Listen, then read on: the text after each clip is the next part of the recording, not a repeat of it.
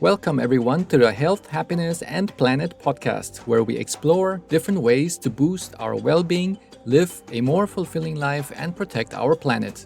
This podcast is sponsored by Wave Business Excellence Footprint, the digital training company that cares about your development and the well-being of this planet. You can find the courses for employees and managers under www.wave-bef.com. In today's episode, we're going to dive into the topic of how relationships can directly influence the quality of our life by making us happier and healthier. I am thrilled to introduce you to my amazing guest, Veronika Amaya, who is from Bavaria Germany and now lives in England with her husband. Veronika is a relationship coach and mentor. She supports couples to create deeper connection and polarity in their committed relationship. She also mentors and trains coaches who want to take their coaching skills to the next level. Before she started relationship coaching, Veronika worked as an emotional integration practitioner with Teal Swan's modality, the completion process. Now her focus is on relationship coaching. She is convinced that our relationship difficulties in adulthood are always connected with our experiences in childhood. And if we use our triggers and negative emotions to become aware of our limiting patterns from childhood, we can heal through our adult relationships and ultimately don't pass our limiting patterns onto our children. I am thrilled to introduce you to this amazing guest, Veronika. Well, first of all, Veronika, thank you so much for coming to this podcast, Health, Happiness and Planet. It's fantastic to have you here. And there is one question I love to ask all of the guests, and it's usually the same question at the beginning. It's what are you passionate about and how did you find your passion, or did your passion find you? How did that happen? Thank you so much for having me. Yeah, my big passion is really conscious relating, so relating with awareness, because just right now what we can see in society is that most people really struggle on that front. And we always have to remember that we are actually social beings, we love being in groups, but for many, many people it's very difficult at the moment. I found this real purpose to understand relationships and to help people find more joy and happiness in their relationships. And as so many people, coaches or therapists or also entrepreneurs, often the journey starts with pain. And that was the same for me. So for most of my life, I really struggled to connect with people. I always felt like a real sense of loneliness, even though I had a big family, many friends. And also I grew up in a household where my parents were fighting a lot. It really impacted me. Like I was always sick, even on a physical level, because everything is connected. And only when I found my now husband, which was the first, I think, person ever that I really felt safe with, actually my physical symptoms have been reduced. And now I'm more healthy than I've ever been. So I even saw this change on a physical level. Yeah. So I've seen it in my own life, how incredible it is to have better relationships. And now I want to help people do the same and also create this in their own lives. Yeah, that's an amazing story. Especially, I think, when one is a child, one feels very helpless when you are watching and observing your parents arguing and you do not know why are they arguing. You might sometimes even think it's maybe your fault. It really does a lot on the nervous system for a child. Yeah. Yes. I think also what made it very obvious now for a lot of people thinking back to see how was it during the time when we had that pandemic and during the moments where everybody had to restrict their communication with others. And they did see what difference there is between being out there and seeing people, communicating with them, having great relationships, and just being at home for a period of time. And that was, I think, especially hard for very social people. For example, like right now where I was in Spain, I've seen a lot of people having problems throughout that pandemic. And it was just so amazing to hear their stories, how they suffered through that. And now they are just back to normal again. I think they're even hugging each other more than usual. So when you go to see your neighbors or if you go to see your friends here, they all just really hug you and they kiss you. And they're like, oh, it's so great that you came for lunch or for dinner. And they're just very, very social people, and they need that. They need that contact with others. And as you said, now that's part of who we are as human race. Yeah. Absolutely. One of the things I read the other day was about the blue zones. And the blue zone is where you have people over 100 years of age and they're also very healthy. So they started to identify what were the factors that influenced them to be so old and to still have quite a good health. And there were a lot of factors. One of them was the way how they were eating. And the other factor was their relationships, how they communicated and how did they interact as a community. How do you explain that this has such an impact on their health and their longevity? I also read about this, I remember, and it was in Sicily because of a friend of ours. He is from Sicily, and I think this is one of those blue zones where people it's very normal to be 90 or 100 or something. And it's really interesting because especially when you study this culture, it's exactly that they have a very tight-knit community. They usually know the people all their lives. And they are really kind of like bathing in culture and connection usually.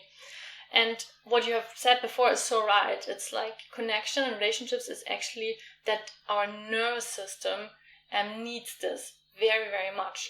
So it's really no coincidence that when you have great relationships, you have less anxiety, you have less depression, you feel more optimism, you feel more relaxed about life. And those are all factors that totally are connected with all these diseases that we see right now. Of course, also diet and lifestyle has a big influence in that. But many people, you could say, actually, they die of a broken heart, you know?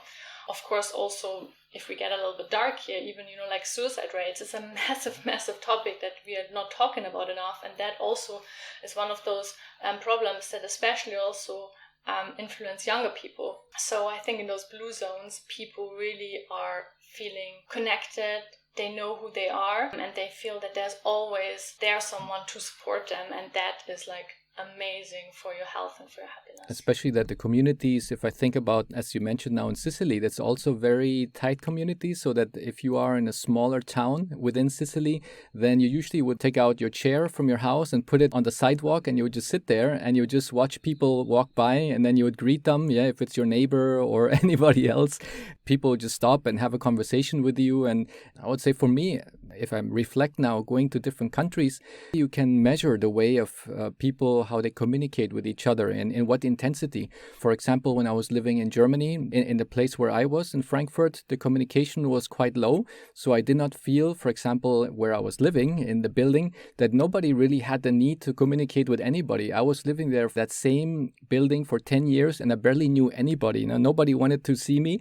And if you go to other countries, it's just the other way around. If you open the door, then suddenly everybody's opening their doors because they hear, somebody's at the hallway. I'm going to go out and say hello to them.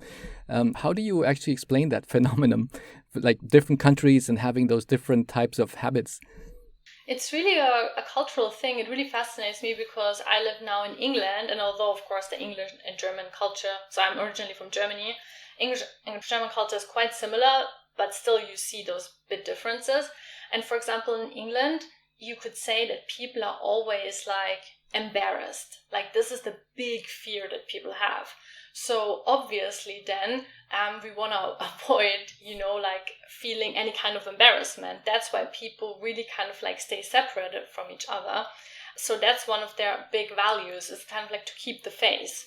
And that's also, I think, why in England, for example, people mostly socialize in pubs and around alcohol, because they need this social cushion.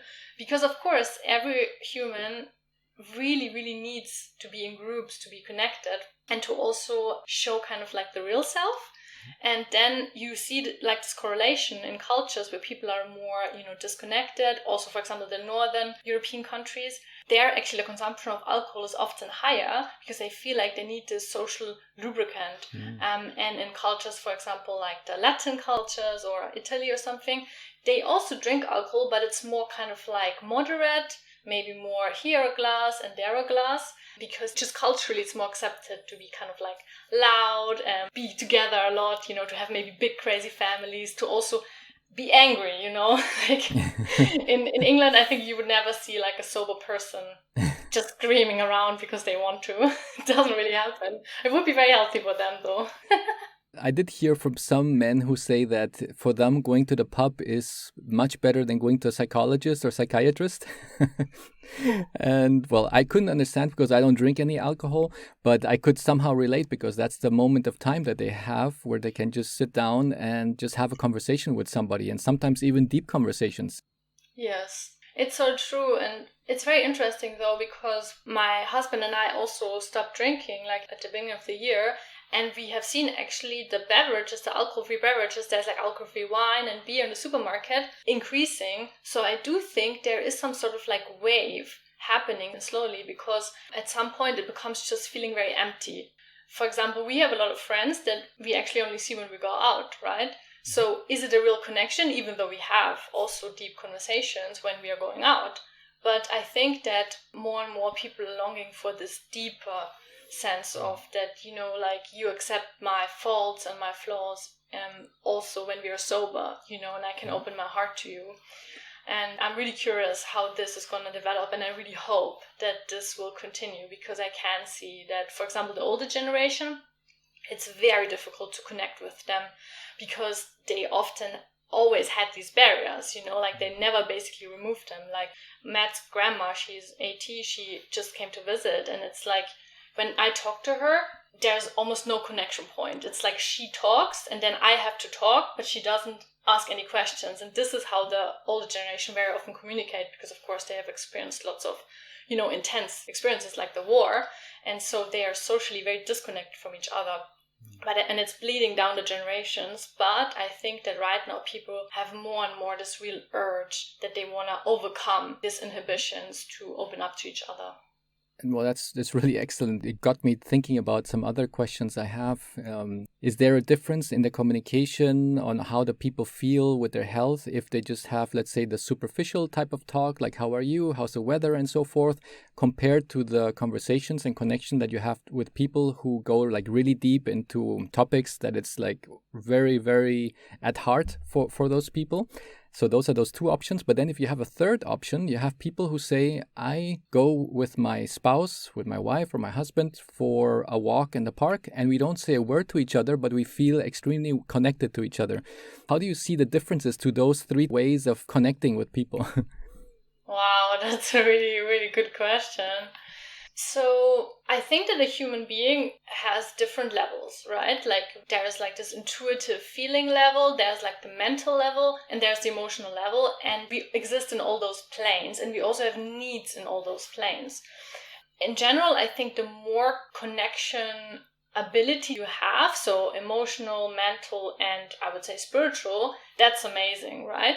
But of course, some people, they maybe feel that words are a bit empty, or maybe they had experiences around people that they can't really trust. So for them, they are like, I really just want to feel you. You can energetically open your heart, right? So if you are with a person that opens your heart, you can feel that. So I think that if a relationship is like this and both people really love that, I think there's nothing wrong with it. But some people have also other needs. So for example, for some people, it's super important to connect on a mental level. So for example, they either need to know the other person really deeply, that they share, but also that maybe they need to hear, hey, I love you, you're really important for me. And those are really valid needs. It's not that there's something wrong with you just because you need to hear this. And that often goes really deep, again, in childhood, because maybe a person has never really heard this from their parents. So there's lots of needs unmet. So it could be that if maybe a person is content with feeling connection and the other one needs to hear it, there could be a mismatch. And that's what we call in relationship coaching incompatibility. And that's a very real thing. And it's really important that you, as I said, don't try to force anything and don't think that there's something wrong with you or with the other person. It's just different needs, so to speak.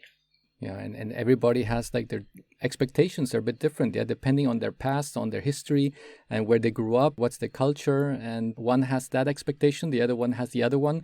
Even though they never thought it was meant in a negative way to hurt the other person, it's just that you do not understand yet their background. Yeah? And once I think they understand that, one can start moving more towards which is the center point.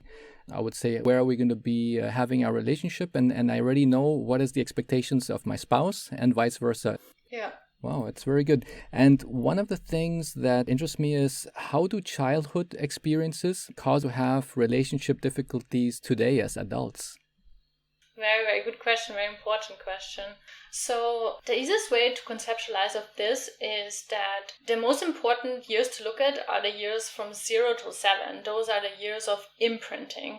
So your base personality gets formed in those years. So whatever you experience in the first 7 years has like really huge effects on your life later. So, and in terms of relationships, you can imagine that how you experience relationships in your first 7 years, this makes your belief form about what to expect in relationships. So, for example, if you felt very unloved, very uncared for, very unheard, if you felt that you didn't matter, maybe you even felt like you were a bad person, that you were a really bad child, this is what you come to expect in relationships later.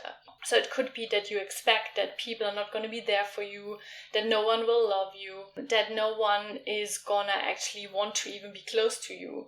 Or, for example, a lot of children obviously experience parents not being there for them. Maybe a parent dies, or a parent could not be there through work or through divorce or something. So they maybe expect that they are going to be left alone, which we could call abandonment trauma. Other children, for example, they have the opposite experience. Their parents are too much in their space, not giving them enough freedom. And they, for example, later really struggle to let people in, because as soon as someone comes closer, they get this fear that someone will overtake them and want to take their freedom away. And then later in life, basically, however your childhood was, if your parents were too clingy or not giving you enough attention, that's how you act. So, for example, a lot of people are very jealous or are very, very afraid that someone will leave them. This is usually the children that have experienced that parents were not really there for them, not giving them enough attention. Then there are some people who are terrified of commitment, they're like, oh my gosh, this is too much. Even, if you ask them to maybe call you once a day, they're like, no. And this is often these children when, for example, they had no privacy, the parents totally controlled them, and so on and so forth. That's interesting, yeah, because I'm just thinking, for example, that what you see sometimes parents say to little children is like, you have here nothing to say, we are the adults speaking here at the table, so you just be quiet. Yeah, and then if a kid is growing up in that kind of environment, then they think, actually, my word is not valued. And then when they become an adult, they could become, I would assume, probably a little bit hesitant when they say something. Yeah. What is your experience on that example? 100%. Unfortunately, kind of like the parenting paradigm of the last 100 years is what I would call obedience training. Like you kind of train the child to be most convenient to you as parents and also to fit into society. And of course, as parents, you need to help the child to fit into society, because there are certain rules, if you don't teach them to, for example, not to strip naked in the streets, it could be dangerous, or also there could be really negative consequences. So it is important, but there is a way to do that without basically training them like dogs, so to speak. Because exactly what you said, if you train your child to always do exactly what you say, they are going to be later a person that really struggles to set boundaries, really struggles to say, hey, no, I don't want that, that's not acceptable. Or to also have the confidence to ask for what they want. So, for example, when I raise children, I want to do it really in a partnership paradigm. So I want to help them, navigate the world, coach them, tell them about culture, what is expected, and so on and so forth, but not kind of like diminish their little spirit, and also accept that sometimes they say, no, mom, don't come into my room. I don't want that. And then I say, hey, darling, I can really understand that, and I respect your privacy. So this is actually how you can help a child develop their own beautiful boundaries and know that it's not going to get punished if it has a different opinion than their parents. That's so important. Wow, that's interesting. Especially for parents, it gets quite challenging once the child develops into the teenagehood, because the teenagers tend to communicate in a bit different way as they used to when they were children. Do you have any advice for parents out there who are maybe listening to this and do have a teenage child? What is the best way to communicate with them? Because it comes to a point that, if I remember right, and also what I've heard from my colleagues and what I also experienced myself, that when they're a teenager, usually whatever the parents say, it's not worth much anymore, because it's all just a joke what parents are saying, and they are the ones who know better and have their own fixed opinion on something. How do you think parents should deal with such a situation in that phase of their life? Well, of course, parents, I want to say, I don't have children yet, so I talk easy.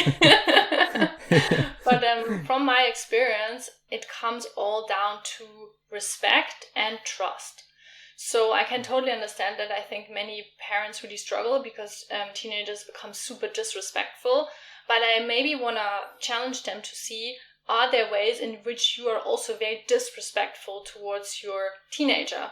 For example, by not trusting them that they can actually make good decisions, by maybe commanding them around instead of encouraging them, helping them, assisting them, and by not taking them seriously. That's, I think, what so many teenagers struggle with. And we always have to remember that now childhood gets so crazily prolonged.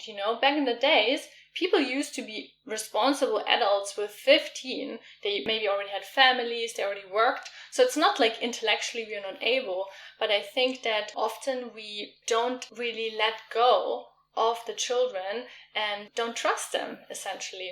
And that would be really my tip. And I think very often what happens is, if you start to be super respectful to your teenager, suddenly they start to give the same back, because it's very difficult to be rude to someone if they really always uphold this value of respect towards you.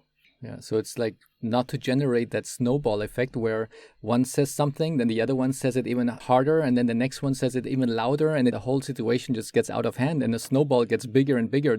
I think maybe in that sense, it's not good to fight fire with fire, but I would say just lead by example, to be the person who you hope that your child will be at some point of time when they're a grown-up, and to learn from how the parents do it. Definitely. Just maybe to add on to this is that I think the difficulty of being a parent is that you have to be really the adult in the situation. And of course, your kids can trigger you. Your kids probably trigger you more than anyone else, because often they remind you of you when you were younger and so on. And of course, with teenagers, often a lot of fears come up, because you also have been a teenager. But I think that if you can make it so that you really stay calm and really remember that you are in this adult position, then you can, exactly what you said, you can model this behavior towards the teenagers. And maybe you can also just remember how it was for you. It's a really difficult time, this whole confusing things with being interested in boys and girls and having pimples and everything. It's an intense time. So I think we gotta be really kind to them. And that's, I think, what the difficult part, as you mentioned, for many parents, because I think the kids, as they've been their whole life with their parents, they know exactly what are the buttons they need to press. And then they know, okay, if I do that, they're just going to explode saying this and that. If I do the other thing, I know exactly how my parents are going to react. And that's, I think, where one, as a parent, would need to really try to catch yourself before you start reacting to those pressing the buttons, that you start really thinking, what do I feel at this moment, and how can I do to stop reacting the same way how I have reacted before? And I think that's probably the hard part for parents, because usually one thing, okay, adults, they need to know everything. They need to be the perfect ones, and the kids are the ones learning. But sometimes parents who are the adults are really challenging themselves in trying to find that harmony, of staying calm. And they just sometimes have that difficulty to not to be triggered. Do you have any tricks or tips that you can give somebody to say how to avoid getting triggered by your kid? Yeah, that's a really good question. So maybe first of all, to explain what a trigger is. So a trigger is basically an emotional reaction that's not really appropriate to a situation. So for example, a trigger could be that your spouse or your child or something leaves the wet towel on the floor and you have this huge emotional reaction, like either you get really angry or you start crying. And so this towel in that moment it reminds you of something that has happened in the past. So, for example, it could be that you grew up in a super chaotic household and all this panic from childhood comes up, or you feel disrespected, or you feel uncared for, like anything from the past. So that's a trigger. And it's so important that we first of all recognize, wow, right now I'm being triggered, because the chances that you react like in a really mean way towards someone when you're triggered are super high. And of course, as you said before, you fight fire with fire, right? So maybe that act was really a little bit disrespectful or uncaring, but at the same time, if you like scream at someone, it's the same thing again. So I would first of all, notice what are the areas that I'm being triggered, and then think about, why does this particular thing trigger me so much? What does it remind me of? And then, for example, it's a really beautiful relationship enhancing idea if you then share this with the person, because it's so much more effective. Imagine someone comes to you and says, oh, darling, like so many emotions come up when I see this towel on the floor. And it is because in my childhood, my parents were so chaotic. I always felt really, really out of control. I didn't know when the next meal was going to be. All the time I felt this panic. So when I see this towel, that's what comes up for me. And I know you don't mean it, and I can imagine you just forget it. But could there be a way that we could maybe find a solution that would really help me? So imagine also how you are opening up in that moment, because so many parents, I think also, they think they have to hide everything from their children, when they have problems, when they are sad, when they are triggered. And of course, I'm not saying you should make your children your friends, but if you open up like this and just a little bit show them, this wounded parts of themselves, it will make your children much, much more connect with you. And the chances are so high that, first of all, you're going to feel much more connected with them, but also that they're going to be much more considerate around you, because there is suddenly this emotional story that they didn't have before. And I remember always when my parents opened up to me, like my dad, for example, said the other day that he can't remember a time that his dad ever hugged him, like no single time.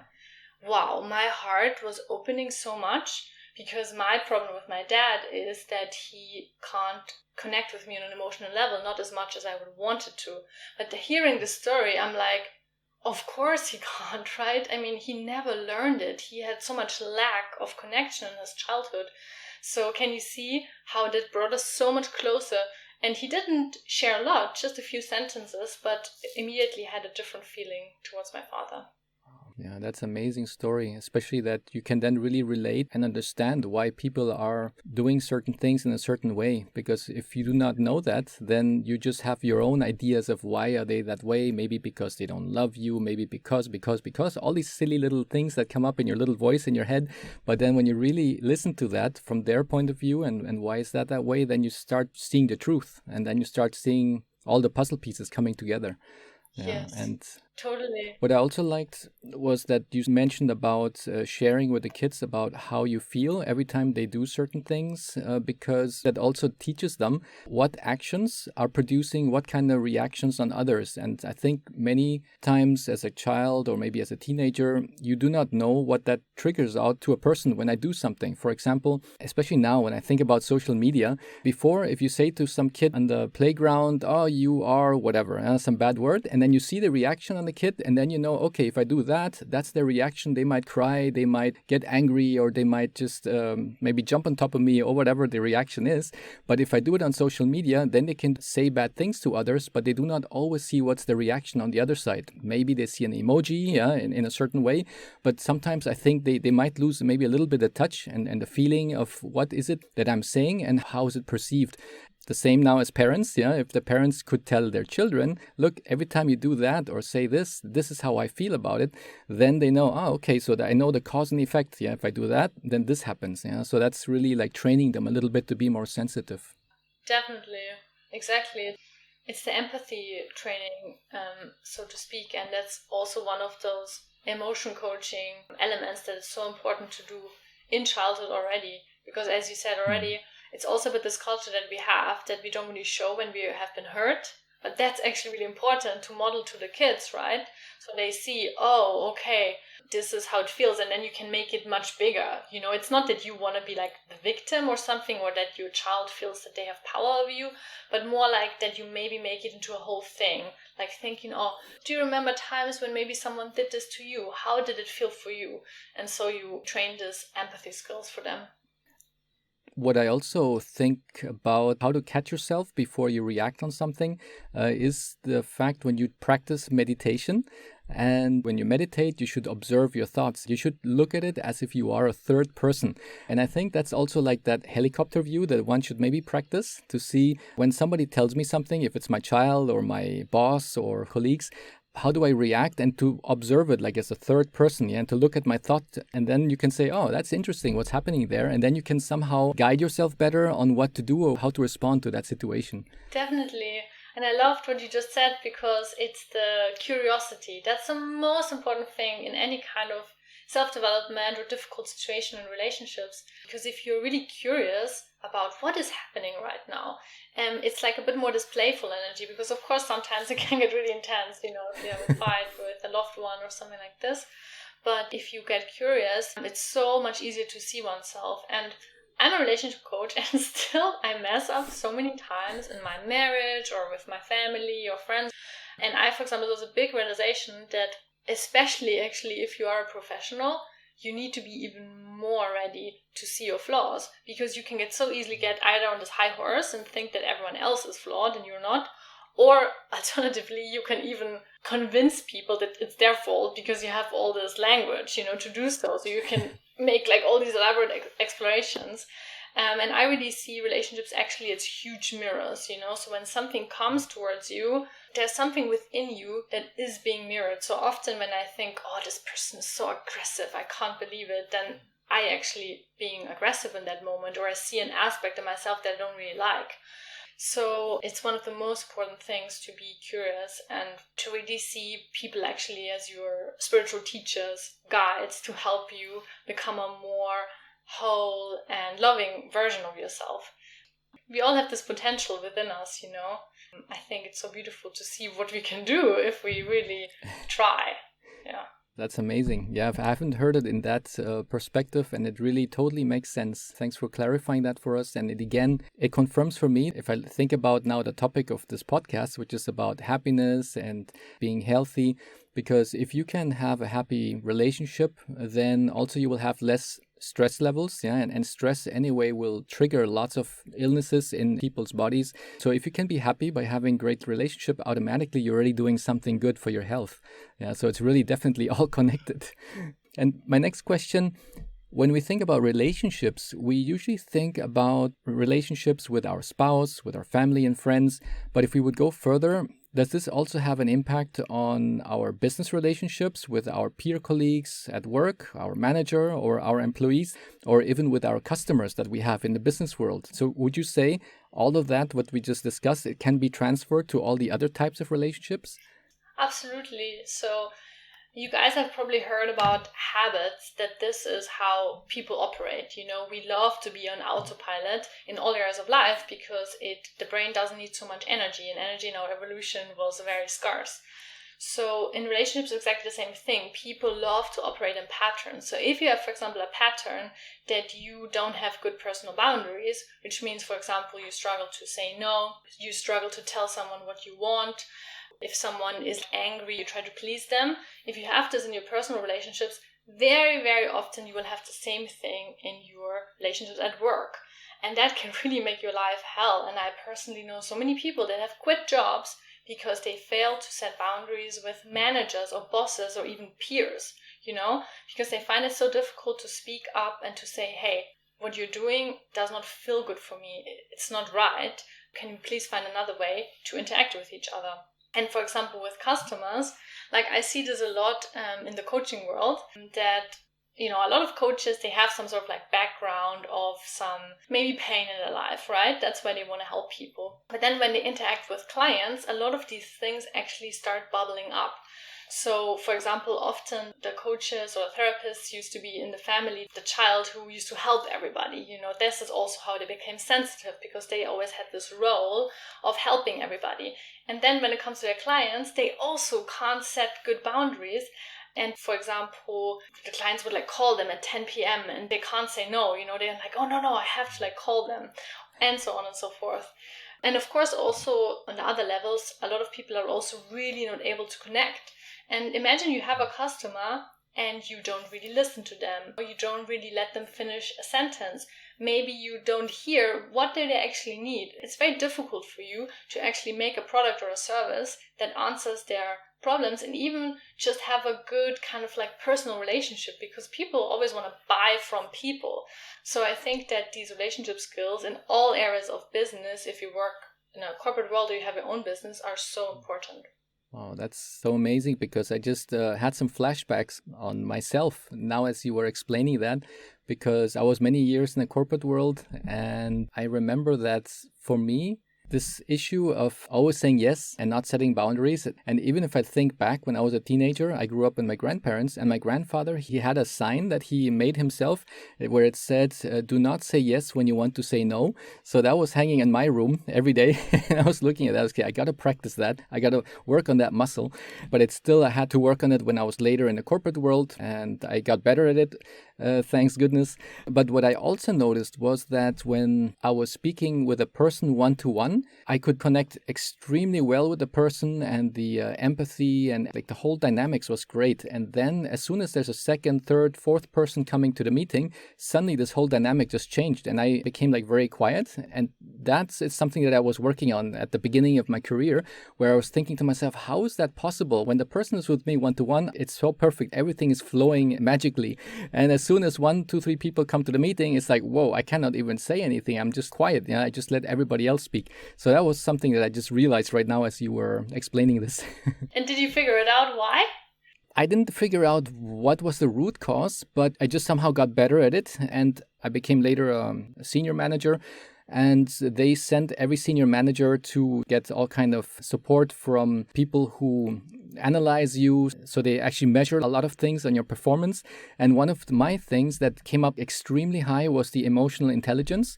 And my trainer said wow, actually, I haven't seen scores that high as with mine.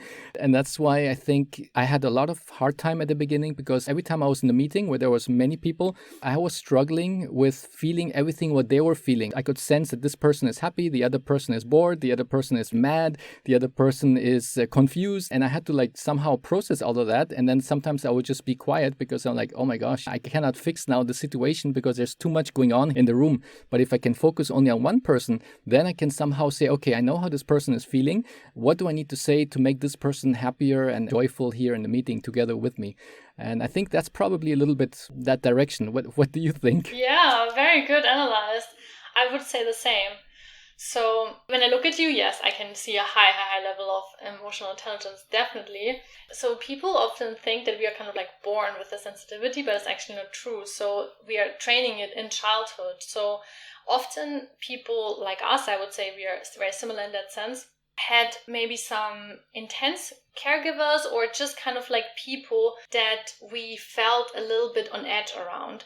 So, for example, my father was I just use him as an example. So he's a lovely man. I love him to bits, but he is very intense in his emotions and unpredictable.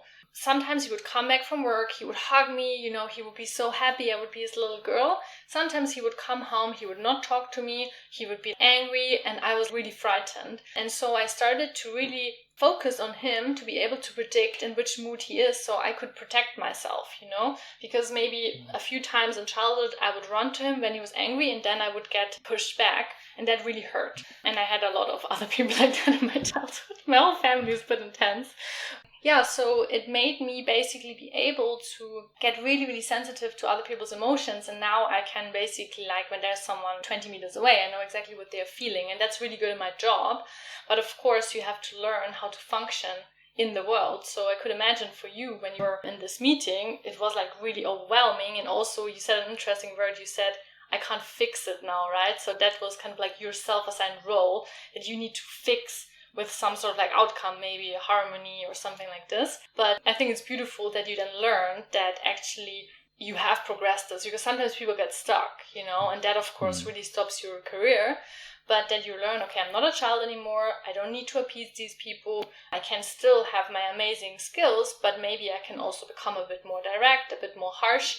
And it's okay to also upset people sometimes. Yeah, that's amazing, because in my case, I was able to later on practice that and to really somehow set certain barriers to know when do I allow the person's feelings get to me and how to avoid that it doesn't get to me too personally. And when I later on had a team, that was the time where I could even use it as a superpower, because I said every time I came to a meeting, I knew exactly how my people are doing. And then I knew, okay, I need to now make an icebreaker. I need to speak about different things. And then when we finished the meeting, I already knew, okay, which is the person who's still a little bit confused and which is the one who maybe needs me to explain it a little bit further, so that we could always then do these exercises together. And I always had a feeling that people really enjoyed being in my team, because at the end of each meeting was always like, okay, we're all feeling great now. And if somebody was not feeling great at the end of the meeting, I know that I need to work on that. And that's where I think for me it was a great advantage and helped me a lot in my career development in the corporate world. I wish I would have been in your team. It sounds really amazing. And well, I have other very interesting question. What do you think is the most important thing we need to do to have better relationships? Because there's so much advice out there. Nowadays you go into Google and you just type in something and you get like 1,000 different solutions. But sometimes one has to see, how do I cut through all of that jungle and just like get useful tools? And what is, from your point of view, one of the things that is really important to have? Yes, I thought about this question before because, as you said, it's like such a big area. If you're at the beginning and you realize you're not very good at relating, I would say focus on two areas. And one is connection. So how can I be more connected with people? And the second one is, how can I have better boundaries? And they are also very connected with each other, actually, those two areas, because you could imagine a little bit, how can I let people either more in or push them away from me? Because this is usually what people struggle with, one or the other. And with the connection skill, I would say, learn how to listen. Like, that's one of the most important things, because we live in a society right now that is super active and where the value is on, how can I speak more? What can I say? How can I kind of like make myself heard? And then very often people actually, when someone else is talking, they're not going to even listen to what that person is going to say, but they already think about what will they say next. And this is such a simple thing, but so powerful. So, for example, as I'm having this podcast with Juan, when he speaks, I really take it in, and I even greet him, I look at his chest, I look at his face, how is he feeling, so that I can really see that other person that I'm having this conversation with, so that I actually can see him. So that's a very simple thing to practice. And then the other thing is boundaries. So boundaries means very simply your personal wants and needs. So what do you need in this situation to feel good, to feel better? And as we said before, if you, for example, spend the whole time in the office letting other people, like your colleagues, for example, talk in a way to you that makes you feel really uncomfortable, you are going to suffer so much. Or, for example, in your relationship, if you have this really deep need that you want to go on more walks together with your husband, but you never tell him, he cannot know, right? This is what boundaries are. So you have to tell other people what you want and what you don't want. So those are the two things. Learn really good boundaries and learn how to connect. And that will massively propel you to feel so much better. Yeah. Wow, that's such a nice answer to that. One of the things that just reminded me while you were explaining that is the digital world. Just like today, you were saying that we're having this conversation and you're observing how I'm speaking and the body language and so forth. But some of it gets lost because of the digital world. And that's why for me, it's really hard to look at the camera right now because I do not see what you are doing or how you're reacting to my words. And that's why when you're speaking, I'm actually looking at the screen and I'm not looking at the camera because I'm trying to really observe how you are explaining. And while you're explaining it, I'm also already reading your emotions and how you're feeling. So all of this you cannot read so easily when you're in the digital world. And today, a lot of people are always communicating in the digital world instead of saying, hey, let's just get together and let's meet somewhere, instead of just calling you on WhatsApp. And I think when you have the person in front of you in 3D, then you sense much, much more communication that's going through their body and even from the energy from the person. Because if I think about it, if I would be with my eyes closed and somebody would come into the elevator, I could probably tell if the person is mad or if the person is happy. So somehow these are things that you cannot perceive if you're in the digital world so easy, like when you are seeing the person in real. Yeah. Yeah, I totally agree with you. For me, it's the same thing. I really want to look at you, so I look at the camera. But it's also a matter, I think, of satisfaction because, I mean, the reason why I do these podcasts is because I really love to meet interesting people and connect with them. And it's definitely a disadvantage. But at the same time, I always find it very interesting to think about because I have a lot of coaches and therapists. And actually for them, the digital world has been so amazing also because I also do all my coaching online. And it's very incredible for me now how I can do really good work because, you know, I can read someone really well by seeing them. But of course, you could have a therapist or a coach that is at the other side of the world. But because maybe you love their personal medicine, you know, their energy, however they see the world. And I think in that respect, actually, from a mental health standpoint, I'm so glad that it exists because it has been more affordable and has been, I think, much more available. Even if you are in the same city, but you don't have to travel to someone. You know, during COVID, for example, I think online therapy like saved people's lives, literally, because they were suffering so much through the disconnection. So I always find it interesting with technology is definitely both, you know? Yeah. That's probably where the planet part comes from this podcast. Yeah, the planet part is how do you do something good for the planet? In this case, we save a lot of transportation. And as you mentioned, you can really meet people all around the world. You don't have to now travel to India to meet a specific guru. You can see him straight on the screen. And that really opens a lot of opportunities because I always try to learn new things. And I had before, when I left Germany, private drumming lessons because I just said, okay, either I learn a new language or I learn a new instrument to just continue to challenge myself. In those days, I was in my 40s and I said, oh, let me try maybe to just learn to play the drums. And I had a drumming teacher. He was fantastic or is fantastic. Today, as I'm living in Spain, I'm thinking, oh, what a pity. I cannot drum anymore with this teacher, but we are still doing the drumming lessons through our Skype sessions. And he has all the cameras connected to the drums. And also I have those Bluetooth headphones on so I can hear exactly what he's doing. He's explaining me things. I see him on the screen. So I'm like, wow, that's amazing, the technology today. I don't need to be in a specific place and I can still connect with this person so amazingly. Definitely. So my next question, how do we create a team attitude in our relationship? Because I think that was one of the things I read on your website. Yeah. So when you have a relationship to create the team attitude, could you tell us more about this? Yes. Oh, it's one of my favorite subjects. So when you think about couples, you know that often it seems like they are at war with each other. For example, the way they speak, they would never speak with another person as they are speaking with their spouse. Or they have to make a decision and they immediately start fighting with each other. Again, this is also something that often comes from childhood and also from the culture we have, but it is so destructive for relationships and especially also for an intimacy within a couple because it's so difficult if you have this constant conflict going on to then actually come together and share openly, you know, to be intimate because you need to be able to open up for that. And you're very likely never really going to feel fulfilled. And of course, if you are a family, it makes it very difficult for the children because they always feel it when the parents are fighting and you're just not going to have this enriching life. So I developed this concept which I call team attitude. First of all, it starts with the mindset that you always remember that this is the person you choose to be with. They have to have something amazing about them that you want to be with them, right? Yeah. So we just assume that they are on my side and that actually it's the two of us against the rest of the world, so to speak. So that's the team. And then you learn a process which helps you to change your defense mechanisms and basically drop them.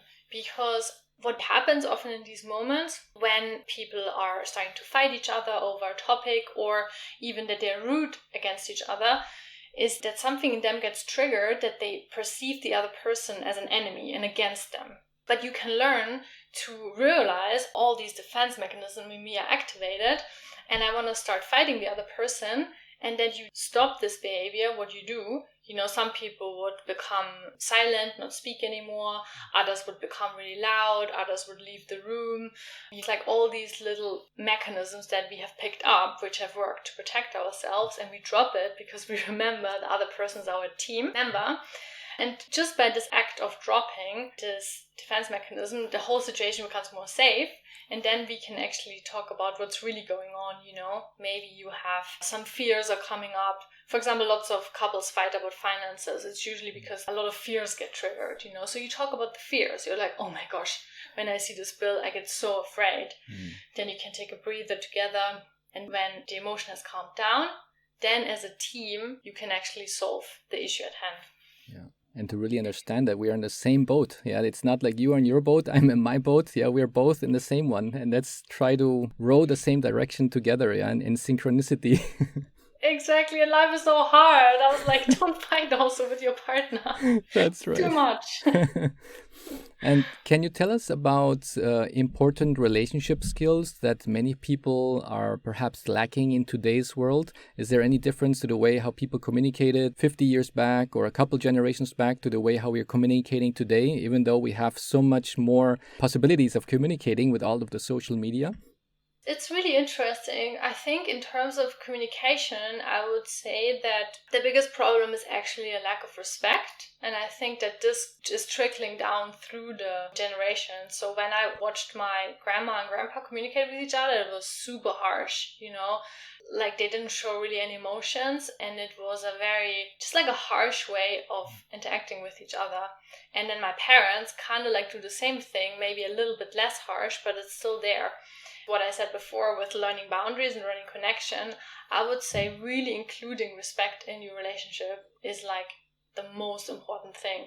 Because if you don't have this base level of respect, like how can you ever expect to be a team? And people are never going to like open up to you if they think that whenever there's a little problem or, you're in a bad mood, you're just going to lash out on them.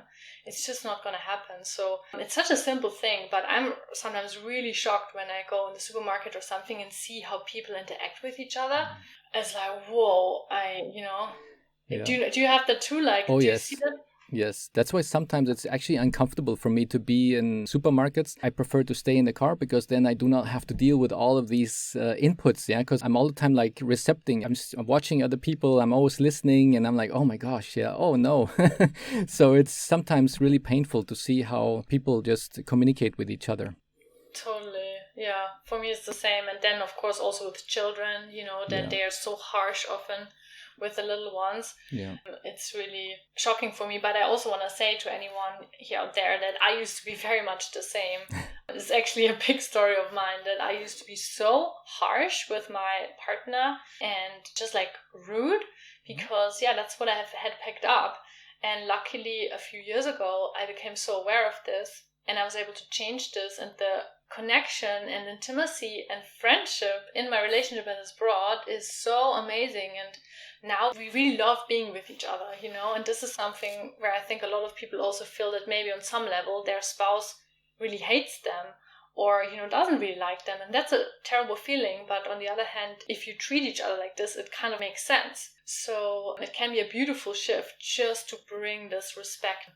I don't know if you've ever heard of this. Actually, in the Western world, there has a bit of a different phenomenon been taking place, which is called the nice guy syndrome, which actually is men who really, really struggle to stand up for themselves. And that's actually a lot of my work that I focus on. And not to say, of course, there are still, relationships where women get dominated and maybe men are misogynistic and stuff. But actually now we often have the problem that women get very domineering and almost like get into the masculine role. And the men kind of like feel a little bit that they don't really have a say in relationships. So that's actually a lot of the men that I coach. So I help them to return and connect a bit with their natural masculinity, and it is so beautiful for relationships. There is also a masculine feminine dynamic that is really healthy and what usually most people really love, and that is that the man is a little bit more in charge and assertive and, pursues the woman, like all those kind of like classical things.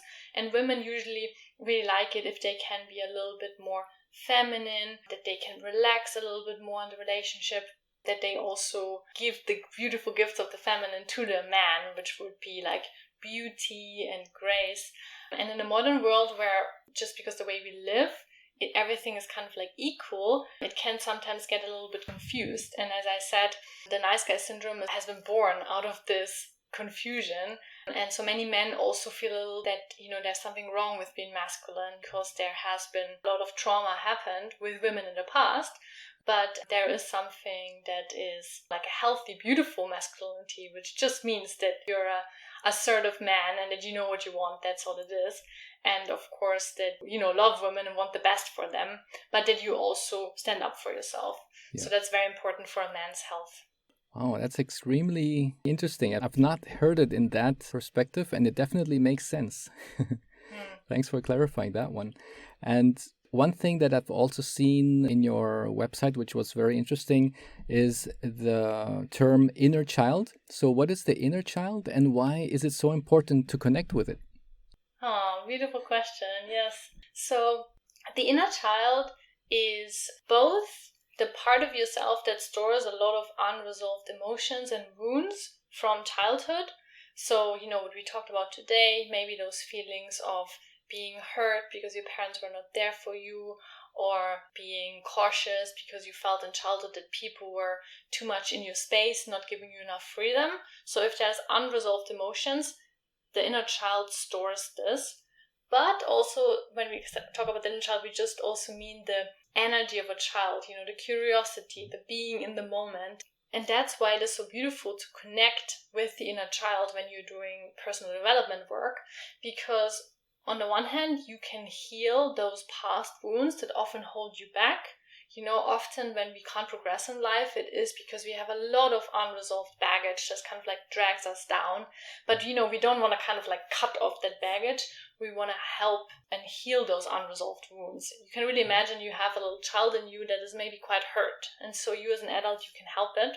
But then also, as you do this more and more, those childlike qualities come back into your life. So you're going to feel so much more joy and just being silly, a little bit playfulness. Those are such beautiful qualities. And as you know, many, many adults are so serious. They're really, really stuck in this kind of like duties and responsibilities, and it can make life so heavy. I always love to do the inner child work with clients that I feel are too serious, and then I give them homework like just go to the park and play with the ball or pick up some leaves or something like this, and they always really love it.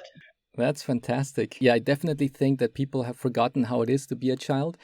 I used to be also a trainer. That means in the corporate world, I was training people how to become project managers, and I also gave training on change management. Today, I still give the training, but it's on digital form. But I always encourage that we will learn the concepts by doing games and by playing, because that's how I think people learn much, much better. Because I was always seeing how kids can learn, like the learning curve is so steep at the beginning of their lives because they're just playing all the time and they're learning by playing.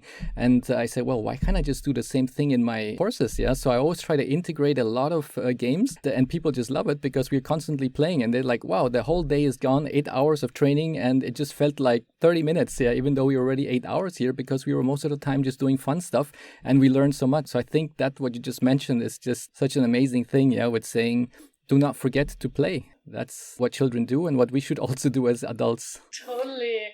And right now I think a lot about like parenting, because my husband and I are probably going to have kids next years. And I tell you, I think about this so much because we have this thing also, for some reason we think that children don't want to learn. It's not true, as you said, right? The learning curve is so steep. It's just that we force them to learn in this boring way. And I really loved what you said, because I think one of the best memories of my life are always those when I'm in a group and there's like a really cool leader and he teaches us something exactly in this playful way. I think that's why maybe the school system is a little bit outdated, the way how they are teaching their kids. And just to say, everybody has to now sit down in the chair, be quiet, don't say anything, don't move, and just listen to me giving you the information. And it's all just a one-way street.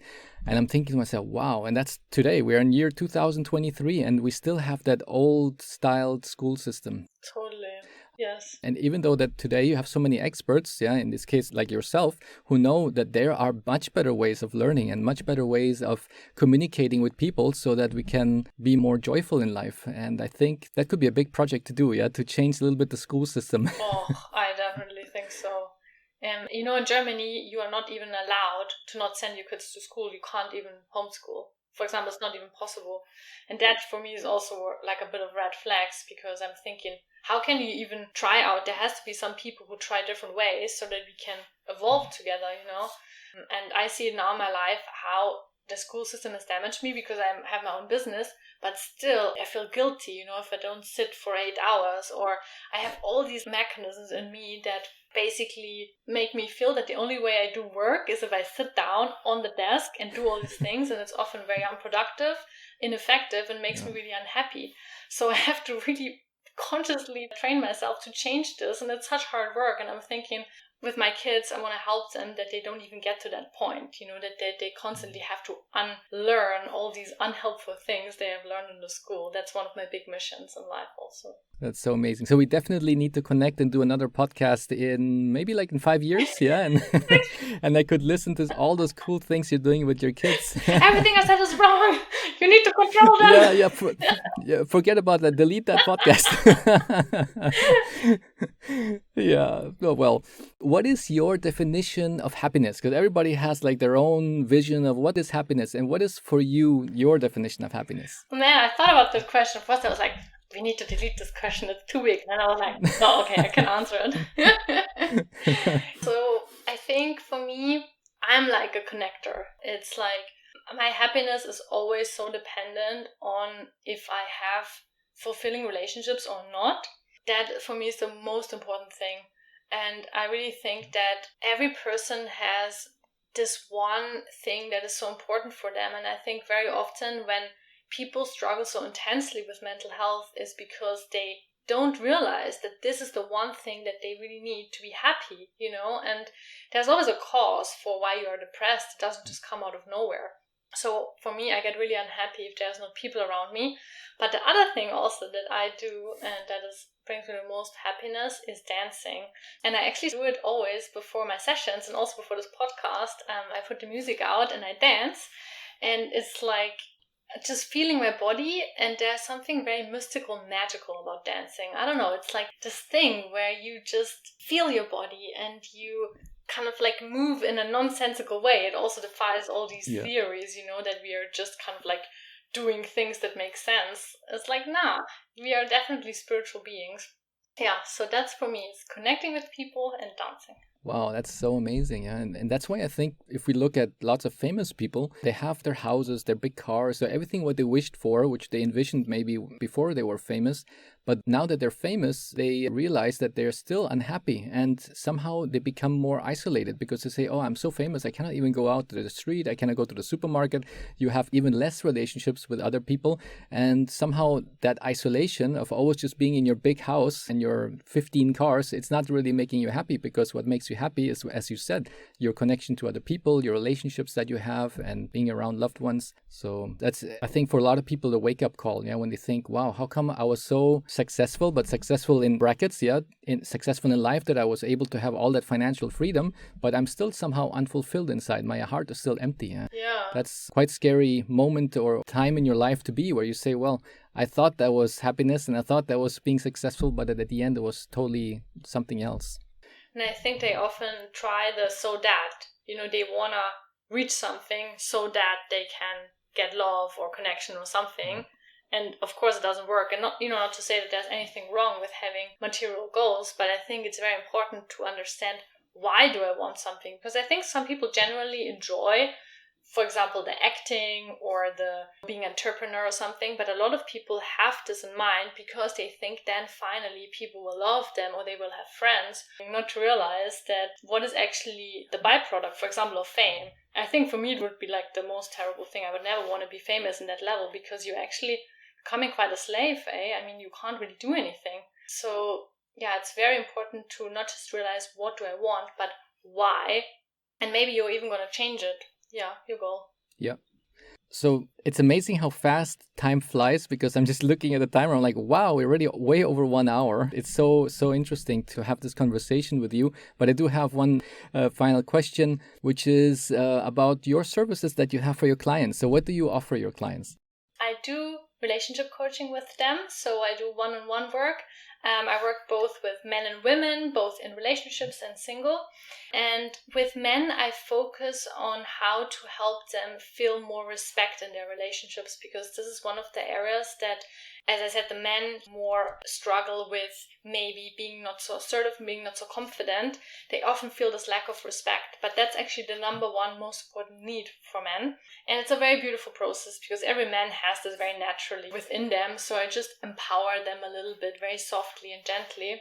And they always are so much more happy afterwards. And with women, I focus on their femininity. So I help them to be more relaxed in their relationships, let the men take care of them, have a more an open heart.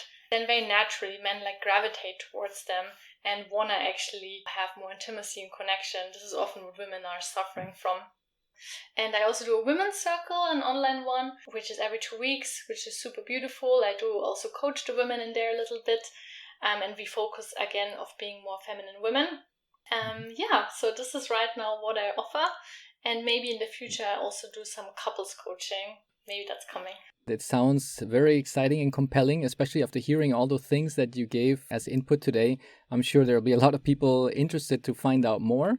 Before we close the podcast, is there one thing that you could give our listeners that they could immediately put into action after this podcast? Like maybe some kind of tool or some kind of relationship tip that you could give us?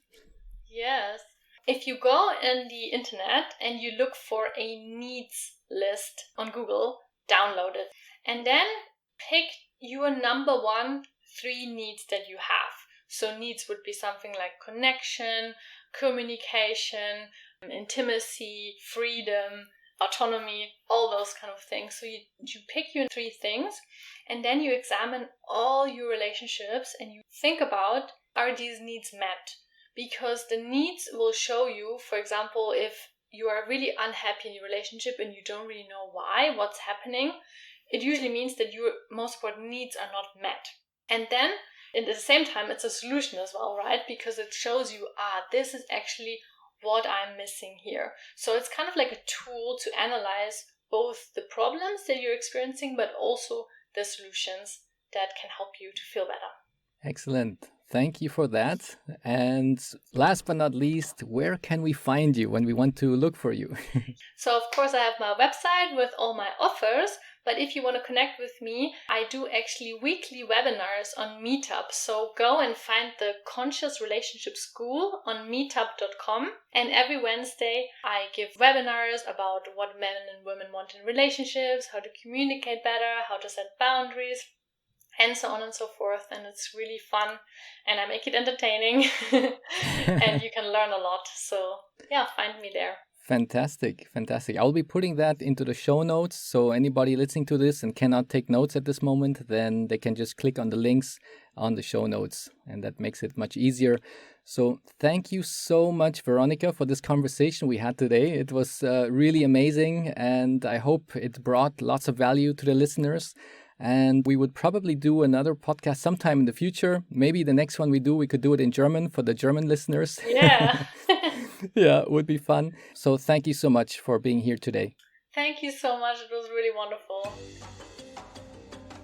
What a magnificent conversation. I hope this episode with Veronika has made you curious about the way we have relationships with people and how that affects our overall well-being, health, happiness, and longevity.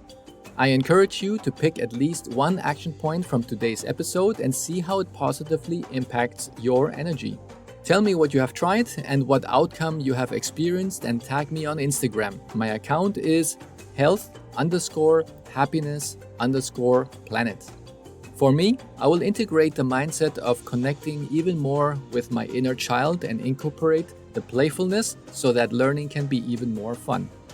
In the show notes, you will find the links on where to find Veronika and how to contact her. This podcast was sponsored by Wave Business Excellence Footprint, a digital training company that cares about your career development, your personal development, and the well-being of this planet we call home. On our website, www.wave-bef.com, you will find a total of 22 courses. 7 of those are designed for managers, and 15 courses are designed for employees who strive to become the leaders of tomorrow. I value your feedback and I would love to hear from you. Please rate, subscribe, and share this episode with your loved ones. Your support means the world to me and it motivates me to keep on producing content that adds value to your life. I look forward to seeing you in the next episode. Big hugs, everyone.